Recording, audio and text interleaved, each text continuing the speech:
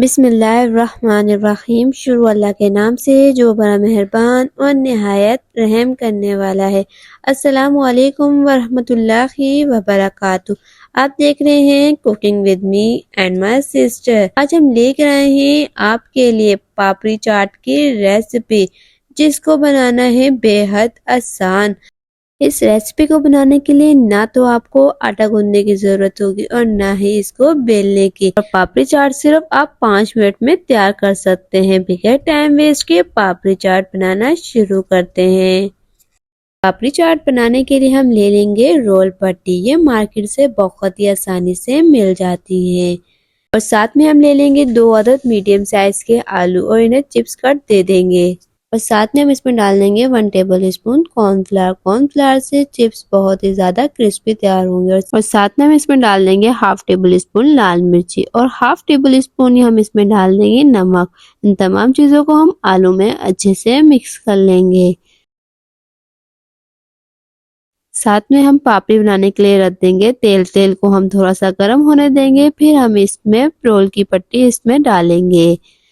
तेल हल्का सा गर्म हो गया है, अब इसमें हम रोल की पट्टी डाल देंगे। रोल की पट्टी डालते ही हम इसके ऊपर रख देंगे कोई सा भी गिलास। आप चाहें तो कटर भी रख सकते हैं, पर कटर हर किसी के घर में मौजूद नहीं होता, इसलिए मैंने आपको ग्लास से रख के भी सिखा दिया है। अब इसकी हम साइड चेंज कर पापड़ी की साइड चेंज करके इसे गोल्डन ब्राउन होने तक पका लेंगे। और ये देख सकते हैं कितनी बेहतरीन सी पापड़ी तैयार हो गई है। इसी तरीके से हम तमाम पापड़ियाँ बना लेंगे।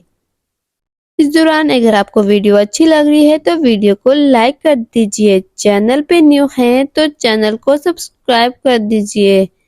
तमाम पापड़ी गोल्डन फ्राई करके निकाल लेंगे। अब हम फ्रेंच फ्राइज को मीडियम फ्लेम पे फ्राई कर लेंगे। फ्रेंच फ्राइज को हम गोल्डन कलर आने तक और क्रिस्पी होने तक फ्राई करेंगे, तकरीबन 4 से 5 मिनट तक।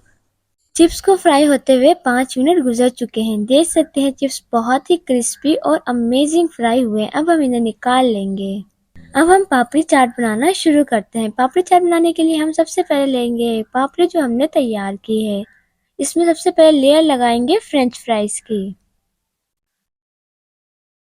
फ्रेंच फ्राइज की लेयर लगाने के बाद हम इसमें डालेंगे 2 टीस्पून बॉइल्ड चने। बॉइल्ड चने डाल के हम इसमें डालेंगे फिर बारीक कटे हुए प्याज। साथ में हम इसमें डाल देंगे धनिया पुदीने का रायता।